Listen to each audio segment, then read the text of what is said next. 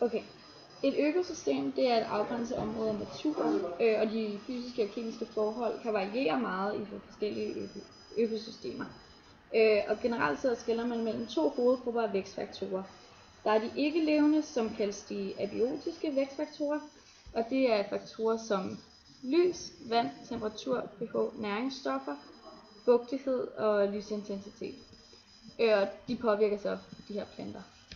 Og en plante er afhængig for at overleve af de her abiotiske forhold, for at vokse og formere sig i det gældende miljø.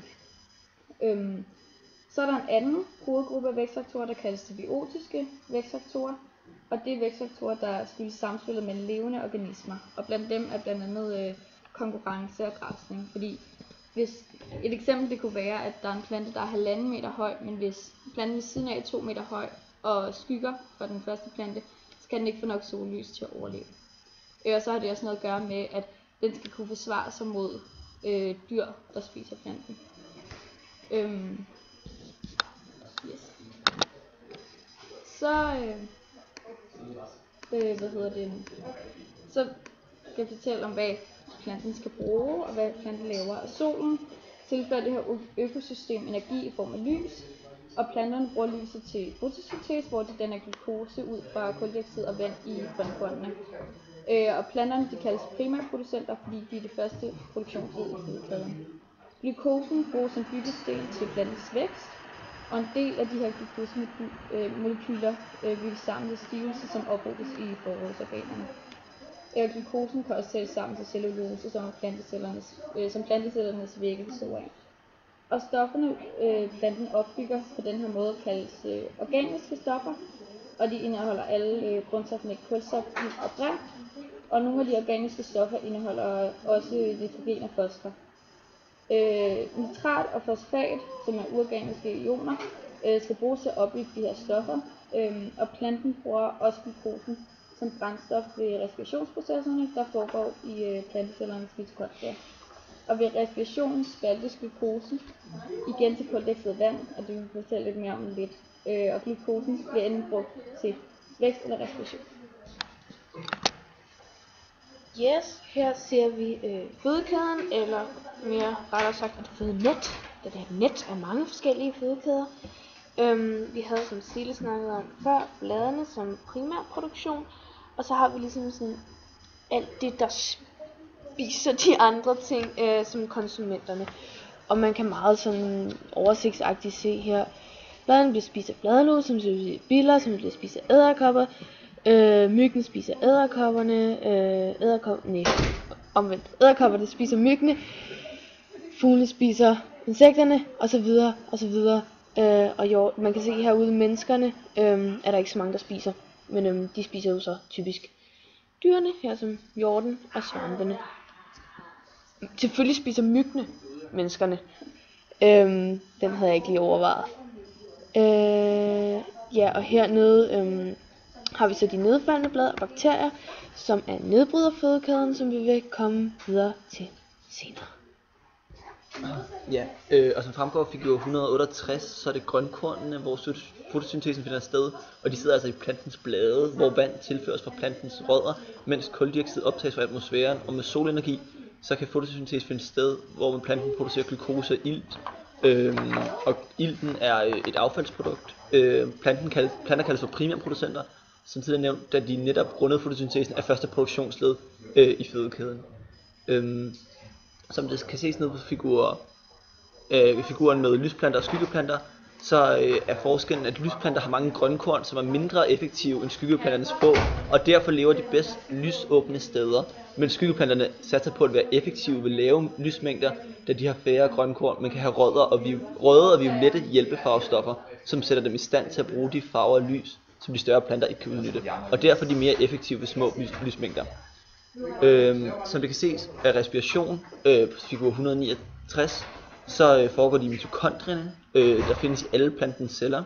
Her spaltes glukosen under iltforbrug til kuldioxid og vand og ATP. Og ved respirationsprocessen overføres energi i glukosen til det her ATP plus P for at få ATP ud af det, som kan udnyttes, når planten udfører et arbejde, såsom at optage næringsstoffer gennem roden. Det der kommer ud, ja, som det kan ses ned på figur 170, så er processerne i en plantecelle forløber så fotosyntese i det første led, hvormed der bliver produceret glukose, som kan oplagres som stivelse, eller det kan respireres, som er i ligningen, hvor bruttoprimærproduktionen er lige med nettoprimærproduktionen plus respirationen.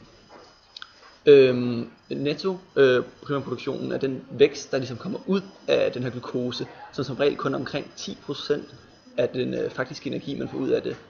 Og dertil er der også behov for næringsstoffer, såsom nitrat og fosfat, til at opbygge for eksempel cellevæggene med cellulose eller protein eller danne nyt DNA. Fedt. Ja, og jeg vil starte med at redegøre for næringsstoffernes omsætning i jorden, som vi ses på figur 171. Først har vi primærproducenterne, som er dem, der starter hele fødekæden, som er planterne og konsumenterne. Når de dør, så bliver det en del af detritus, som er denne del af jorden, som består af dødt organisk materiale. Det her organiske materiale, det bliver nedbrudt af nedbryderne, som er en gruppe dyr, der lever af at spise det døde organiske materiale. Når de så spiser det her, så får de selvfølgelig energi af det, men noget af det kommer også ud, både som afføring, men også som energi og som andre stoffer.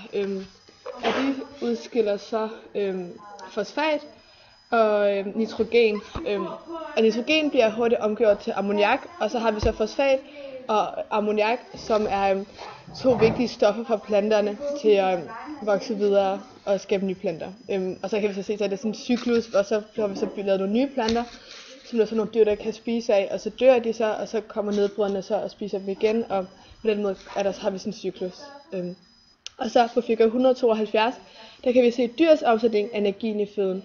Fordi når dyrene de så spiser noget plante eller nogle andre dyr, så indtager de føden, og så ligesom hos menneskene, så bliver energien givet videre til kroppen ved tarmvæggene. Men der er selvfølgelig noget af det, som dyrene ikke kan optage, som oftest er planternes cellevægge, som består af et materiale, de ikke rigtig kan omdanne til energi.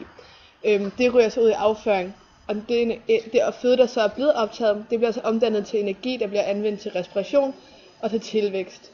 Og hvor meget dyrene det vokser, det er meget forskelligt, det afhænger af, hvor meget de skulle kæmpe for at få føden, og hvor de lever hen, og hvordan deres vækstforhold er, kan man sige. Men man regner med, at ca. 10% af den optagede føde går til tilvækst. For så at regne ud, hvor meget indtaget føde dyret har indtaget, så er der en meget smart formel, der hedder, at den indtaget føde er lige tilvæksten plus respiration plus afføring. Så ligesom, så man kan se, hvordan al det energi, der er blevet brugt, hvor det stammer fra. Ja. Ja, og for at sætte sådan lidt billeder på det, Benne lige sagde, så kan vi se her oppe i træerne, der har vi som før primærproduktionen, og så har vi bladene her, der er faldet ned. Det var det, der blev kaldt detritus. De bliver så sådan findelt både af de her regnorme og bænkebiderne, så det bliver til det her findelte planter og blade, alt imens det kommer længere ned i jorden og bliver til humus, som det også kaldes.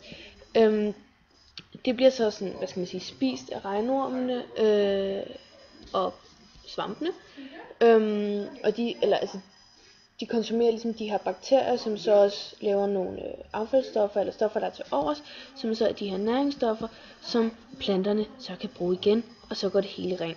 Samtidig er der nogle rovdyr heroppe, som spiser konsumenterne.